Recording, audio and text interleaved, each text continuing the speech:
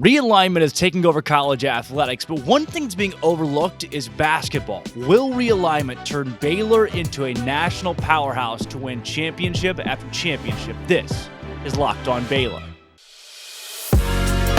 You are Locked On Baylor, your daily podcast on the Baylor Bears, part of the Locked On Podcast Network, your team every day. Happy Friday, everybody, and welcome to Locked On Baylor. Drake Toll alongside Brandon McKinnon with our Daily Bears. Thanking you for making Locked On Baylor your first listen every single day, Monday, Wednesday, and Friday over the course of summer. Brandon, I'm sure you're having a much better week than I am. Yours truly is positive. Woo, woo, woo, woo. Yeah, it's been quite the last 24 hours or so, but I feel great. Still feeling fine, hoping that stays the same way. And you know what else is great to me? Baylor basketball, segue, and Baylor basketball over the course of realignment. Because look, will the Big 12 implode? Will the Pac-12 implode? Will the ACC implode? All this jazz is going on, but it feels like there's one constant that everyone's overlooking, the small pearl inside that little clam, Cape Cod, and that's Baylor basketball. Because it just feels like Scott Drew, whatever he's doing, is not going to stop. Yeah, I mean, I agree, man. Like, if I know we're diving into alignment, but on the Scott Drew is not going to stop front. What comes to my mind immediately is recruitment, building a brand, new stadium, out of conference, huge games. I mean, that'll preach. Scott Drew is literally turning Baylor into the equivalent of these teams that TV stations can't help but broadcast, right? Yeah. I mean, we have the out of conference game with Gonzaga. We had Davion go Lotto last year, Sohan this year.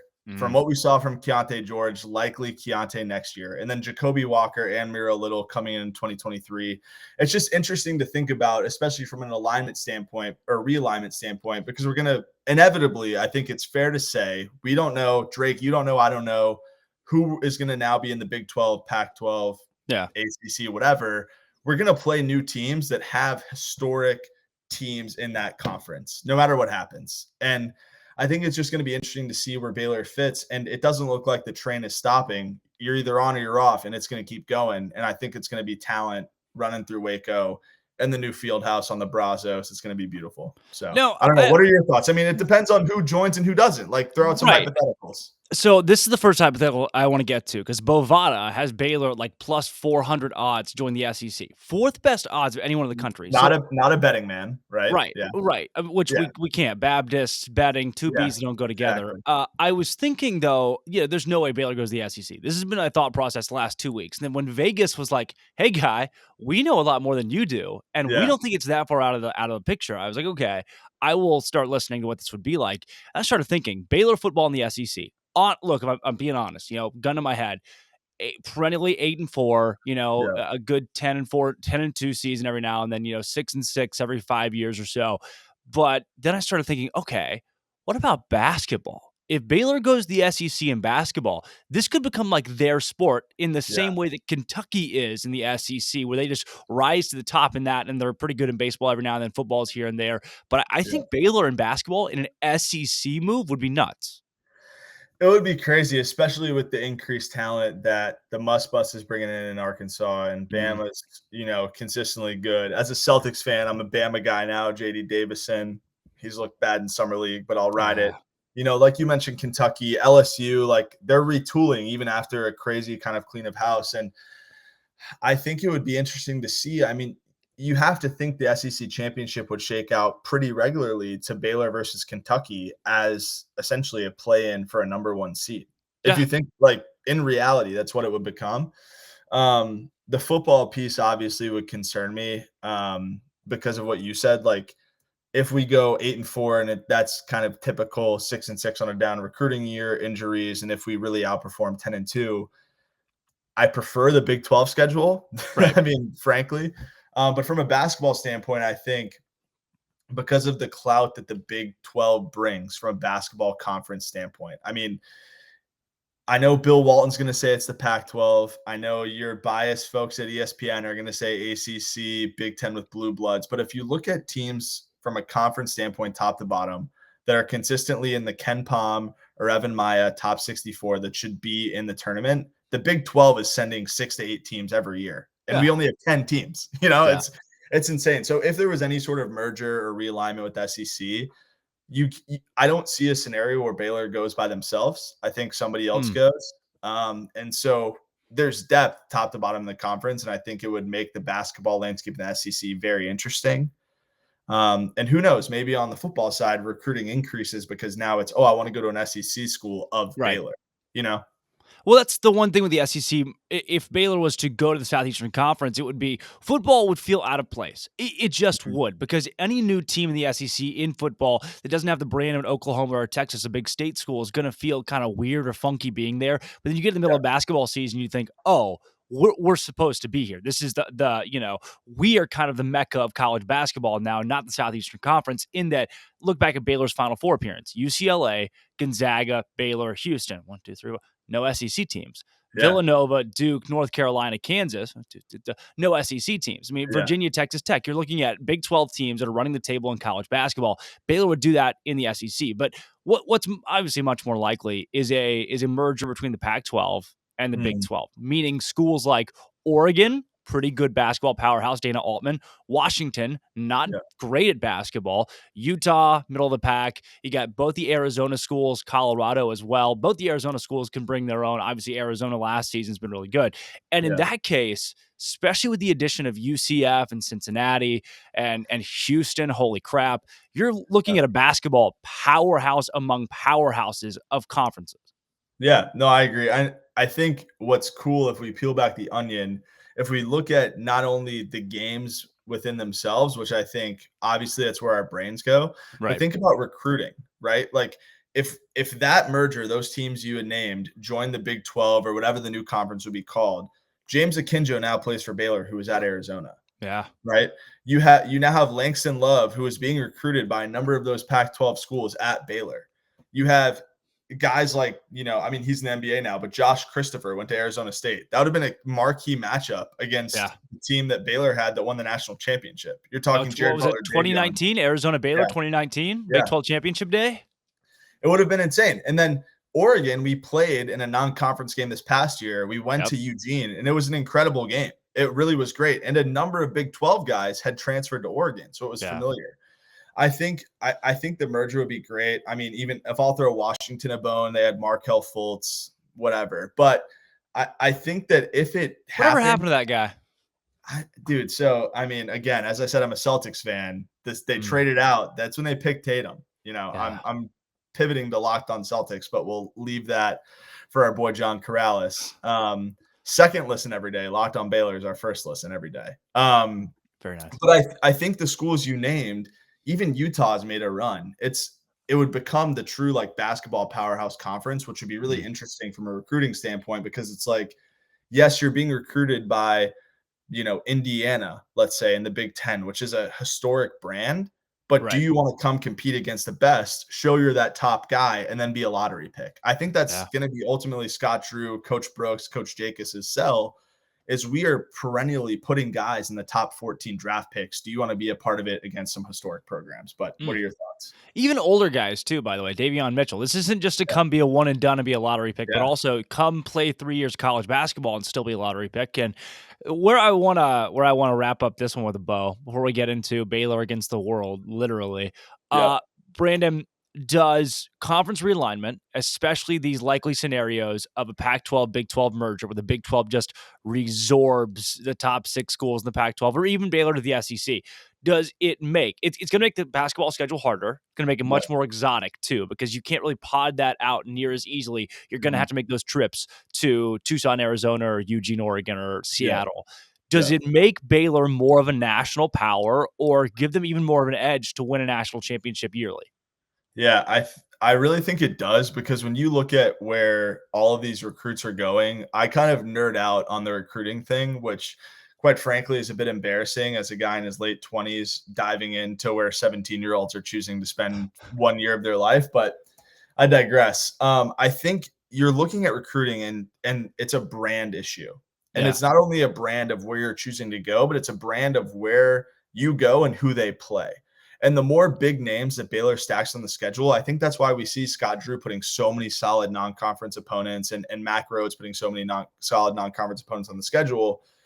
That is a draw. It has to be. I mean, you think that guys, and I'm looking forward to 2023, like Miro Little and Jacoby Walker aren't like, oh, Baylor is playing Gonzaga in Yeah. December, the year before I come there. I wonder who they play in my tournament, because that's what NBA scouts look at. They're not like, oh, you played Nicholls State. It's how did you perform against the top tier? Whoa, hey, I top know. team in the Southland Conference. Watch that. I know. I apologize to Locked On Nicholls, but in reality, like as recruits are looking, it's who am I going to play and how am I going to get better and position myself for the next level? Because if you're going and you have a scholarship to play a college sport, you're looking at the next step as well. Yeah.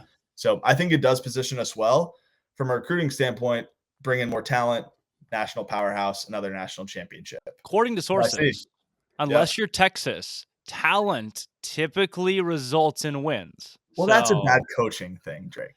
yeah, or culture, coaching Yeah. or culture. Did you see the Moody Center video? I love that retweet. This is them in December. Yes. I Yeah, like did. 5. Yeah. Like Pat Or House at Moody. or if we're really pulling the throwback Thursday for the Friday pod for football, 289 success on and off the field for the GPA. That will never Yeah. get old. That will Oh, never or get the old. P meter. The P meter, you're a Yeah. bad teammate. So Yeah. much good stuff. I miss Tom Herman for that specifically. But luckily we Yeah. have Pole Assassin to recover us. Yep. If I can dive down a rabbit hole real quick. Why not? I started my career in manufacturing sales, and in Austin, that was my territory. And every Max Garner. manufacturing, yep, every manufacturing facility I called on had that hydration meter because all your guys were working in warehouses. So it was reproduced, but I don't think it's stuck for talent. That's for Bad sure. teammates. Bad teammates. Brandon, Baylor versus the world. The Baylor Bears went to Canada and did some playing of the basketball without like most of their team, by the way. I was like confused, but it went pretty well for those guys. And you know what else goes well for most people?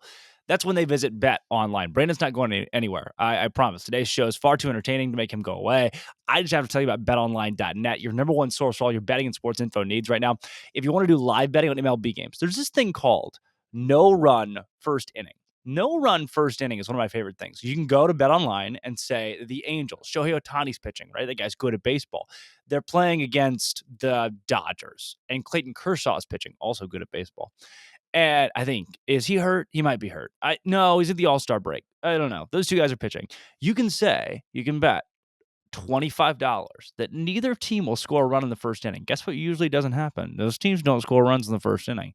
That's how I make money. I've done that before. Admittedly, I've done it before. You go to betonline.net and you can also see lines, all kinds of stuff for college football and the Big 12, looking forward to this season and games this season. So go to betonline.net, at least look even at some of the odds, looking forward to this next college basketball, college football, college whatever season, if that's what floats your boat. Bet Online, it's where the game starts. Go check out Bet Online. It is where the game starts. Brandon, they asked Baylor, the United States did, the president called and said, Scott Drew, it is up to you to defend our great nation in Canada against the basketball powerhouses of the world. And they almost beat the whole world, but they looked good in the process of not beating the whole world. Yeah, I know. You and I were texting about this during the tournament. We were like, if we beat the whole world, we have to pod immediately. Insufferable. Like, it has to happen. Yeah. And then we also said if they don't, we also need to do that. But then life got in the way. So here we are. I mean, I think I also fell into the camp on Baylor Twitter of freaking out, officiating, you know, all of the excuses because I'm a fan. Weird ball. Dude. Yeah. I don't know if you saw, but I got into a bunch of dialogue about how bouncy that FIBA ball looks, man. Why do they have that? Why do they do that to those guys? Why are FIBA rules different than I don't know. Gosh, see, now you're winding me up about international regulation. Like you're going to get me on inches versus metrics. America's the best, right? America's first in basketball. It is. Unfortunately, potentially not against the world in Globl Jam. But what I think is interesting is we really saw the team come together, right? I think in round robin play, we saw a lot of just inexperience, new guys playing together. There were, if I went back and watched some of the highlights on YouTube and some of the full game clips, and there were just a lot of instances of missed cuts or a cut and the pass was there, or, you know, the screen wasn't high enough and we didn't really seal the primary ball defender. And so those are things that are going to work out. And frankly, I'm happy what happened right now instead of in October, November, December when the the off or the regular season starting. So it was interesting to see. I think there are a number of players to highlight and discuss. Like obviously Adam Flagler, LJ Cryer, Langston Love, and Everyday John. Kind of TBD on EJ's timeline, but those four guys who will be primary contributors if healthy were not there. So you essentially cut 40% of our top 10 rotation, which Drew typically runs 9 or 10 guys, weren't playing, and we still went to the championship game of Globl Jam. I think it was really great to see some of the younger guys shine. Drake, what do you think? I thought it was weird. It was funky watching the first game because you're like, you get Caleb Lohner out there, and it was like, oh, but he's not really in a Baylor jersey. It's like this weird, funky white Team USA thing. And it was like, oh, this just feels like not very Baylor. Then you'll go to the ESPN thing. It's like Baylor, and then have the Brazilian flag. And it was like, this is just funky. Everything's going on right now. I don't know if I'm really comfortable with. But there was 2 words that when put together in the same sentence were unstoppable, world beater. The first of those words is being George. You may think curious. There's all kinds of things. You could think king. The second of those words is Keontae, which I don't have a segue for.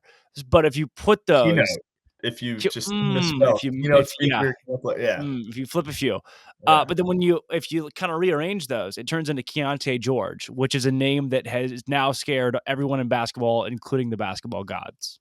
Yeah, I mean, I literally, so after, this is no lie, after the first day of Globl Jam, I got a call on my phone from Keontae George. No, but his mom did follow me on Twitter after. Hey. Shout out Kristen George. She's a great woman. I did get a call. It's at Baylor University on my phone. And I was like, I know that this is because I've not yet renewed my basketball season tickets. Like, I know that I'm a week away from the deadline.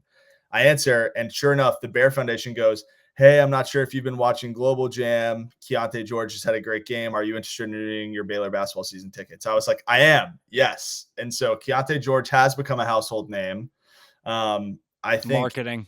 He That's looked good. Could he have looked better? I mean, no, I don't think so. I personally loved the 2 technical fouls in his first game. I think I got fired up on Twitter about that. As a guy who received many intramural technical fouls, because that's the peak performance for me at Baylor. I love that he showed the heart. I think he has the coachability. If anybody watched Keontae anytime he checked out of the game, which I think the ESPN Plus app, once the game was done, abouting to start, did a really good job of like kind of panning to him and seeing kind of the whole court. He went and sat right beside Tweety Carter almost every time he got subbed out, which was sick. For any Baylor fans, seeing him get coached up immediately upon hitting the sidelines was incredible. He showed all of the raw athletic ability, and if he puts it together mentally, I think it's going to be scary hours for the Big 12 for sure. Can we get on a tangent here about how, and if you're listening to this podcast and you didn't watch it, go watch highlights of Baylor versus Canada or Brazil or any of the Italy, any of these teams. It was supposedly these under 23 teams that they were playing. It was the IM12 guys from Benchwarmers. They had the I don't think that was a thing. Was it? Can we confirm that these guys were like 29 former NBA players? Yeah, Brazil subbed in Thiago Splitter, their coach. Shout out to our Spurs fans. No, so I couldn't find any like ages for sure on the teams, but a number of the teams, their players had 4+ years of pro experience. So yeah, assuming they entered the pros at 18, they're at least 22. Yeah, I mean, we were definitely playing, I think, guys that had some serious experience above what Baylor did. And even in our losses, we went wire to wire. I mean, there was, that crazy Marcus Carr 3. We made a run against Italy. We looked fine against Brazil in our round robin game. And then, moving through to the finals was a big plus. So I think it's nothing but positives for Baylor Nation to take from it going into the season. You said something off the air that said D'Antoine Grimes, and in the same sentence with Davion Mitchell. Both of those names do start with a D. Is there any other correlation that makes those names go together? Yeah. So truthfully, I dove into the depths of YouTube to find Kilgore College highlights, which is, for folks that don't read the I'm sorry to do the plug, but don't read the Our Daily Bears, player analysis and stuff. I watched 3 hours of D'Antoine Grimes video and I was like, this guy. And then I watched Davion Mitchell video from high school and when he was at Auburn. And I was like, this is similar. The first step, the hard dribble, the effort, the frame, and the defense. I'm by no means saying that in 2 years under Drew's system that D'Antoine Grimes will be a lottery pick. That's not what I'm saying. Right. What I'm saying is from a defensive scheme perspective, D'Antoine can bring that on-ball defense that Davion brought. From a hustle perspective, he can bring to the offensive end of the court that quick step, that see you later, as Drake has said on the baseball broadcast, that good morning, good afternoon, good evening, see ya on the first dribble, leave his guy. He has that in his bag. I think with some coaching and some refinement at a high level, D'Antoine has the potential to be a Davion Mitchell type player, is what I think. In addition to having that dog in him, as the kids say. Yeah, the kids are saying that a lot now. You like D'Antoine and Dale Bonner, big Dale Bonner truther, I'm hearing sources say. Big Dale Bonner guy. I think he found a jump shot that may have not been there. It looked okay. Maybe he just likes the FIBA ball. We bring that. He hit a couple shots against UNC. Remember that time? He did that one time.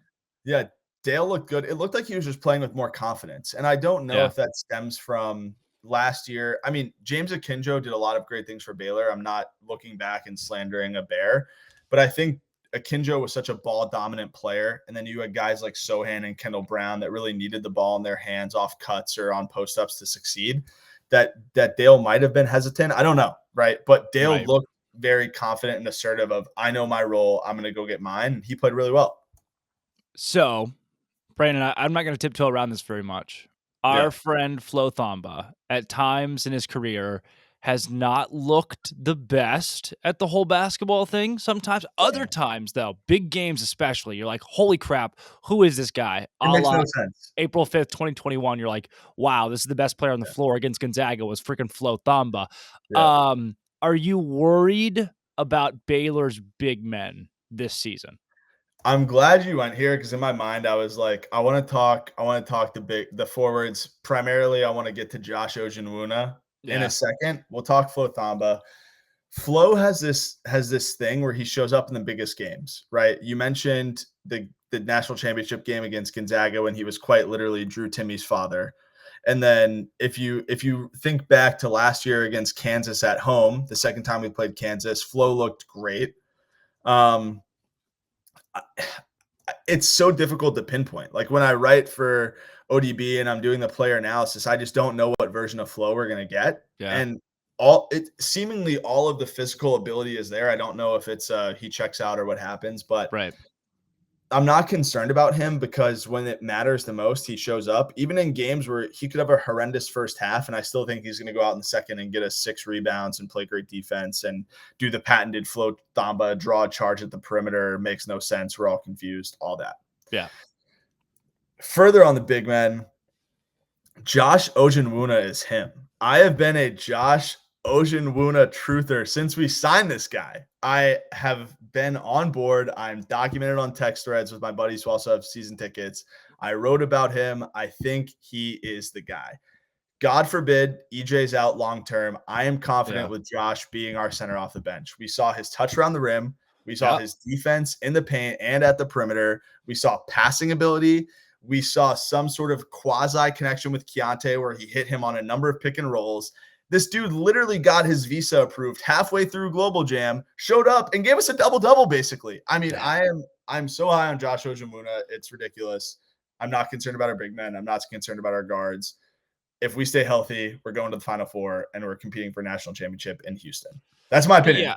I was going to go. That was my next question. I hate that you did that. My next question was, do you know where the Final Four is? Which I knew you were going to. And I was going to segue in. You were going to say Houston. I was going to say Houston. I was going to say, that's close to. And you're going to say Waco. And I was going to say Waco, which still applies. Houston's still close. So, Brandon, last question that I want to give you here that's serious. And then, I don't know, we have like 4 minutes left. So we can talk about whatever.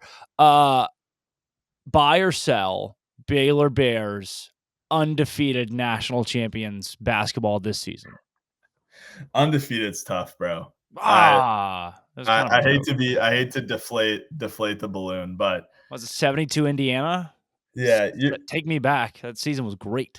Everyone's bound for a little bit of a stinker, but I think I'm very confident. I don't think we gave Keontae enough praise. So we have 4 minutes left. If we could dedicate that to talking about Keontae George and some highlights, it'd be great, because I think that will directly impact how we play. Like, he's probably going to be our best player. Defenses are probably going to focus on him, and for good reason. On the record side, we're going to drop some conference games. We might lose in December to Gonzaga playing in South Dakota, which is just absurd, but I'm going to go. But I think Keontae is going to continue to grow throughout the season to where the best version of Keontae we see is going to be in March. It's going to be in the Big 12 tournament. It's going to be in the NCAA tournament. What happens in the regular season, it's not necessarily irrelevant, but as long as we're in contention for a 1 seed, which is absurd to say, it's basically like, are we a top 4 team or not? I think it's going to happen, because I think Adam Flagler is going to do to Keontae what Jared Butler did Adam Flagler. And I think that it's going to be this mentorship thing where these leaders, LJ, even Langston's been there's so much tenure on the team that to have Keontae be like, you have all the talent, let's figure out how it plays and how do we fit you in the system. I think they're going to figure it out. So pivoting to what he did in Globl Jam, there are 3 plays I want to highlight specifically, if we can, in the last 4 minutes. Why not? Yeah. Play number 1, the full court bounce pass in transition to Jordan Turner with his left hand was absurd. Yeah. That was in our second game, I believe, or first game. Play number 2 against Canada in the semifinal game. Again, with his left hand, Keontae George is right-handed for the listeners that don't get into player dexterity, but we do here at Locked On Baylor. Keontae George, with his left hand, had a guy crash hard off the screen. Josh Ojenwinu rolled, and he threw a no-look pass with his left hand to Josh for a dunk. That was play number 2 that I want to highlight. And then play number 3, so that's showing that he's willing to facilitate. I want to highlight that first. We all know he can score, but I want to talk about him being able to facilitate. Play number 3 against, I think it was when we played